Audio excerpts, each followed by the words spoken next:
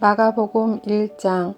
하나님의 아들이신 예수 그리스도의 복음은 이렇게 시작되었습니다. 이사야 예언자의 글에 이렇게 쓰여 있습니다. 보아라, 내가 내 앞에 사자를 보낸다. 그가 내 길을 준비할 것이다. 광야에서 외치는 자의 목소리가 들린다. 주님의 길을 준비하여라. 그분의 길을 곧게 펴라. 세례자 요한이 광야에 나타나서 죄의 용서를 위한 회개의 세례를 선포하였습니다. 그래서 온 유대 지방 사람들과 예루살렘 사람들이 요한에게 나아갔습니다. 그들은 자신들이 지은 죄를 고백하고 요단강에서 요한에게 세례를 받았습니다.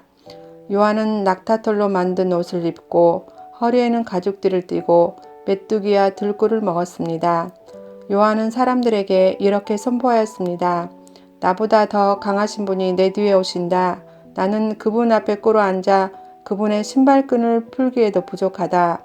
나는 너희에게 물로 세례를 주지만 그분은 너희에게 성령으로 세례를 베푸실 것이다. 그때 예수님께서 갈릴리에 있는 나사렛 마을에서 요단강으로 오셔서 요한에게 세례를 받으셨습니다. 예수님께서 물에서 나오실 때 하늘이 열리는 것을 보셨습니다. 그리고 성령님께서 비둘기처럼 자신에게 내려오는 것을 보셨습니다. 하늘에서 너는 내 사랑하는 아들이다. 내가 너로 말미암아 매우 기쁘다. 라고 말하는 소리가 들렸습니다. 곧 성령님께서는 예수님을 광야로 내보내셨습니다. 예수님께서는 40일 동안 광야에서 사탄에게 시험을 받으셨습니다. 그때 들 짐승들과 함께 계셨는데 천사들이 와서 예수님을 돌봐드렸습니다. 요한이 감옥에 갇힌 뒤 예수님께서는 갈릴리로 가셔서 하나님의 복음을 전하셨습니다. 예수님께서는 때가 되었다. 하나님 나라가 가까이 왔다. 회개하고 복음을 믿어라 하고 말씀하셨습니다. 예수님께서 갈릴리 호숫가를 지나가시다가 시몬과 그의 동생 안드레를 보셨습니다. 그들은 어부였는데 호수에 그물을 던지고 있었습니다. 예수님께서 나를 따르라. 내가 너희를 사람을 낚는 어부로 삼겠다 하고 말씀하셨습니다. 그러자 시몬과 안드레는 얼른 그물을 놔두고 예수님을 따랐습니다. 예수님께서 조금 더 가시다가 세베대의 아들 야고보와 그의 동생 요한을 보셨습니다. 그들은 배에서 그물을 깃고 있었습니다. 예수님께서 그들을 부르시자 그들은 아버지 세베대와 일꾼들을 배에 남겨두고 예수님을 따라 나섰습니다. 예수님과 제자들이 가버나움으로 가셨습니다. 안식일에 예수님께서 회당에 들어가셔서 가르치기 시작하셨습니다. 거기에 있는 사람들이 예수님의 가르침을 듣고 놀랐습니다. 그것은 율법학자들과는 달리 예수님께서는 권위 있는 분처럼 가르치셨기 때문입니다. 회당에 더러운 귀신이 들린 사람이 있었습니다. 그가 소리쳤습니다. 나사렛 예수여, 당신과 우리들이 무슨 상관이 있습니까? 우리를 없애려고 오셨습니까? 나는 당신이 누군지 압니다. 바로 하나님께서 보내신 거룩한 분입니다. 예수님께서 조용히 하고 그 사람에게서 나가거라 하시며 그를 꾸짖었습니다. 그 더러운 귀신이 그 사람들에게 발작을 일으켰습니다. 그리고 큰 소리를 지르면서 그 사람에게서 나왔습니다. 사람들은 모두 놀라서 이게 어찌된 일이냐? 이것은 권위가 있는 새로운 교훈이다. 저 사람이 더러운 사람에게 명령을 하니 그것들이 복종하는구나 라고 하며 자기들끼리 서로 물었습니다. 그래서 예수님에 대한 소문이 갈릴리 모든 곳으로 빠르게 퍼져나갔습니다. 예수님과 제자들이 회당에서 나온 뒤에 곧바로 야고보, 요한과 함께 시몬과 안드레의 집으로 갔습니다. 시몬의 장모가 열이 나서 누워 있었습니다. 사람들이 바로 이 사실을 예수님께 말씀드렸습니다. 예수님께서 시몬의 장모에게로 가서 손을 잡고 일으켜 세우셨습니다. 그러자 바로 열이 내렸습니다. 시몬의 장모는 예수님을 섬겼습니다. 그날 저녁 해가 지자 사람들이 모든 병든 사람과 귀신 들린 사람들을 예수님께 데리고 왔습니다. 온 마을 사람들이 문 앞에 모여들었습니다. 예수님께서는 온갖 환자들을 다 고쳐주셨습니다. 그리고 많은 귀신들을 내쫓으셨습니다. 예수님께서는 귀신들에게 아무런 말도 하지 못하도록 하셨습니다. 그것은 그들이 예수님이 누구신지 알고 있었기 때문이었습니다. 어둠이 채 가시기 전에 아침에 예수님께서 일어나셨습니다. 그리고 조용한 곳으로 가셔서 기도하셨습니다. 시몬과 그의 친구들이 예수님을 찾으러 왔습니다. 그들은 예수님을 찾자 모든 사람들이 선생님을 찾고 있습니다. 라고 말했습니다. 예수님께서 대답하셨습니다. 근처에 있는 다른 마을로 가자. 거기서도 내가 전도할 것이다. 내가 바로 그것을 위해서 왔다. 예수님께서는 갈릴리 모든 곳을 다니셨습니다. 회당에서 말씀을 전하시고 귀신들을 내쫓으셨습니다. 어떤 문둥병 환자가 예수님께 와서 무릎을 꿇고 간청했습니다. 선생님께서 원하시면 저를 깨끗하게 하실 수 있습니다. 예수님께서 그 불쌍한 사람을 불쌍히 보셨습니다. 그래서 손을 내밀어 그를 만지시며 말씀하셨습니다. 내가 원하니 깨끗해져라. 그러자 바로 문둥병이 떠나고 그가 나았습니다. 예수님께서 그에게 단단히 이르시고 보내셨습니다. 아무에게도 이 일을 말하지 마라. 다만 가서 제사장에게 내 몸을 보여주어라. 그리고 내가 깨끗해진 것에 대하여 모세가 명령한 예물을 드려서 사람들에게 증거로 삼아라. 그러나 그 사람들은 가서 이 사실을 주저하지 않고 말하여 소문을 냈습니다. 그래서 예수님께서는 마을에 드러나게 들어가실 수 없을 정도가 되었습니다. 예수님께서는 사람이 없는 곳에 머무셨습니다. 그래도 사람들은 예수님이 계신 곳이라면 어디든지 상관하지 않고 사방에서 몰려들었습니다. 마가복음 2장. 며칠 뒤에 예수님께서 가버나움으로 돌아오셨습니다. 예수님께서 집에 계시다는 소문이 퍼졌습니다. 그러자 많은 사람들이 모여들어 가득 찼습니다. 심지어 문 밖에도 서 있을 곳이 없었습니다. 예수님께서 그들에게 말씀하셨습니다. 4명의 사람들이 예수님께 중풍병 환자를 데리고 왔습니다. 이들은 사람들 때문에 예수님께 들어갈 수가 없었습니다. 그래서 예수님이 계신 곳에 지붕을 뜯어냈습니다. 이들은 뚫어낸 구멍으로 중풍병 환자가 누워있는 침상을 아래로 내렸습니다. 예수님께서 이 사람들의 믿음을 보시고 중풍병 환자에게 말씀하셨습니다. 아들아, 내 죄가 용서되었다. 마침 거기에 율법학자 몇 명이 앉아 있었는데 마음속으로 생각했습니다. 어떻게 이 사람이 저런 말을 하는가? 하나님을 모독하고 있구나. 하나님 외에 누가 죄를 용서할 수 있다는 말인가? 예수님께서는 이 율법학자들이 속으로 생각하는 것을 곧 영으로 아셨습니다. 그래서 그들에게 말씀하셨습니다.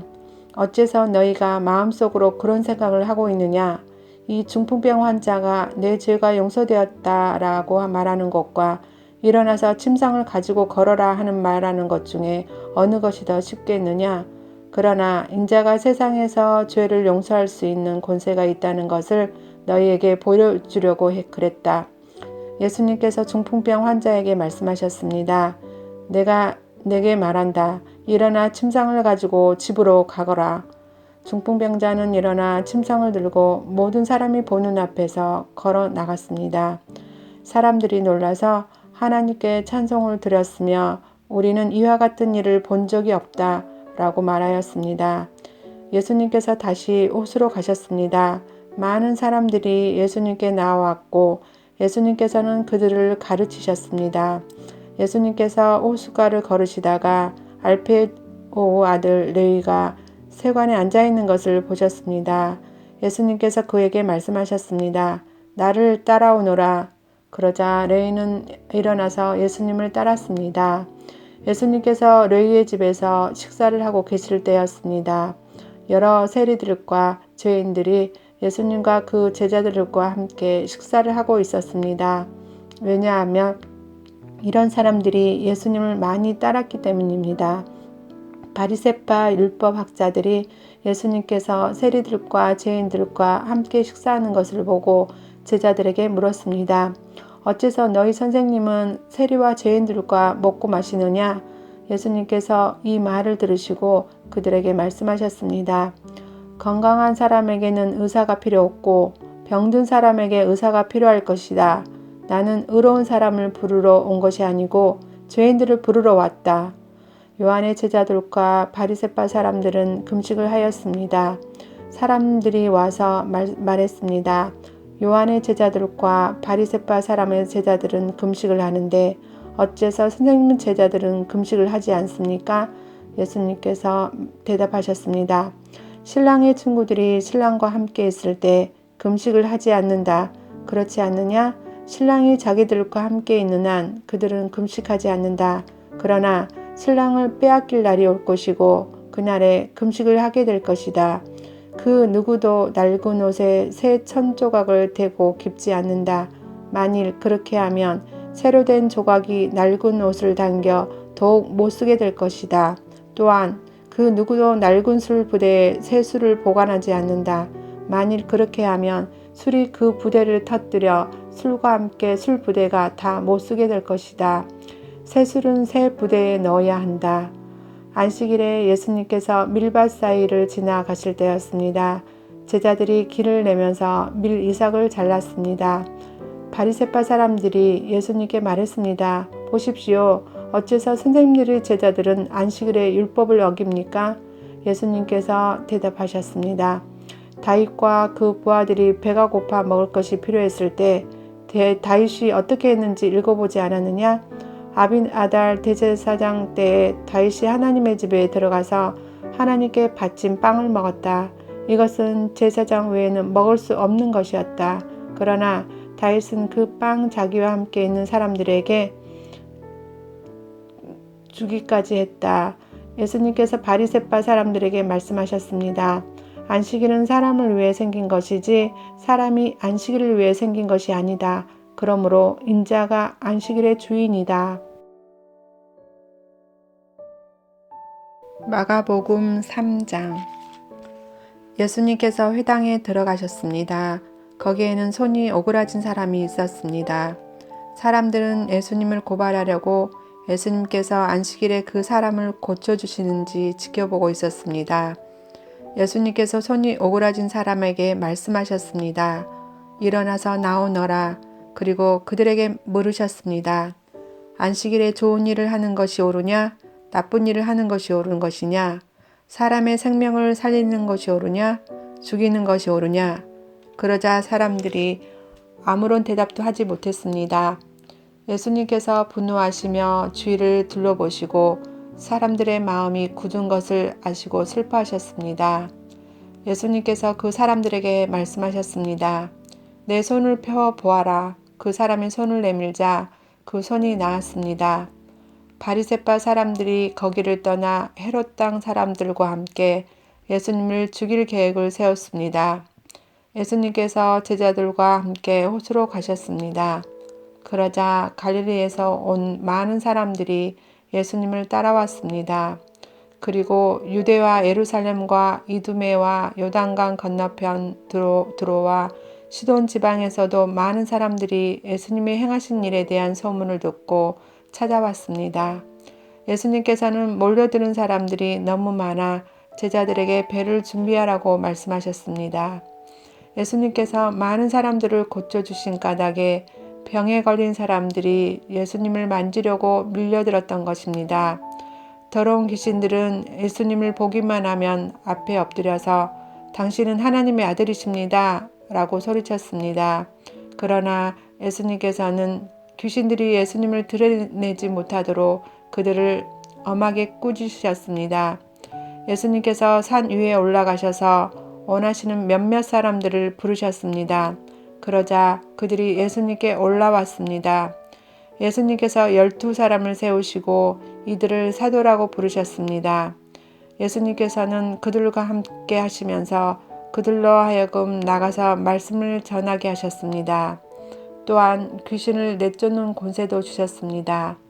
예수님께서 12사람을 세우셨는데 그들은 예수님께서 베드로라는 이름을 지어주신 시몬과 천둥의 아들들이란 뜻으로 예수님께서 보아너게라는 이름을 지어주신 세베대의 아들 야고보와 그의 동생 요한, 안드레, 빌립, 바돌레메, 마테, 도마, 알페오의 아들 야고보, 다데오, 열심당 출신의 시몬, 그리고 예수님을 배반한 가룟 출신의 유다였습니다.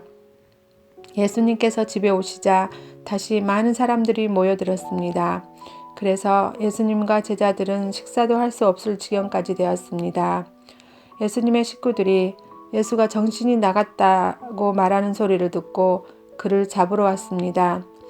예루살렘에서 온 율법학자들은 이렇게 말했습니다. 예수가 바알세불이 들렸다. 예수는 귀신들의 우두머리를 힘을 빌어서 귀신을 내쫓는다. 예수님께서 사람들을 불러 모으시고 비유로 말씀하셨습니다. 사탄이 어떻게 사탄을 내쫓을 수가 있느냐? 만일 나라가 자기들끼리 나누어 싸우면 그 나라는 제대로 설 수 없다. 만일 한 집안이 자기들끼리 나누어 싸우면 그 가정은 제대로 설 수 없다. 만일 사탄이 자기들끼리 나누어 싸우려고 일어나면 스스로 망할 것이다. 먼저 힘센 사람을 묶어 놓지 않으면 그 사람의 집에 들어가 그의 재산을 약탈할 수 없다. 묶어 놓은 뒤에야 그 집을 약탈할 것이다. 내가 너희에게 진정으로 말하는데 사람들이 무슨 죄를 짓든지 어떤 방법을 하든지 그것은 모두 용서받을 수 있다.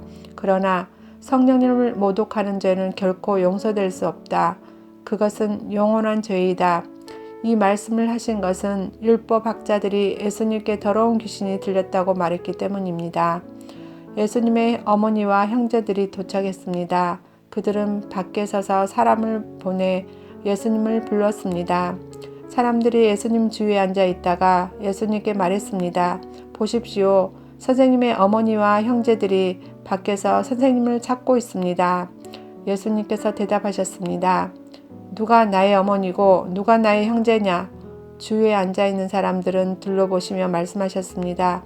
보아라, 내 어머니와 형제들이다. 누구든지 하나님의 뜻대로 행하는 사람이 나의 형제와 자매이며 또한 어머니이다.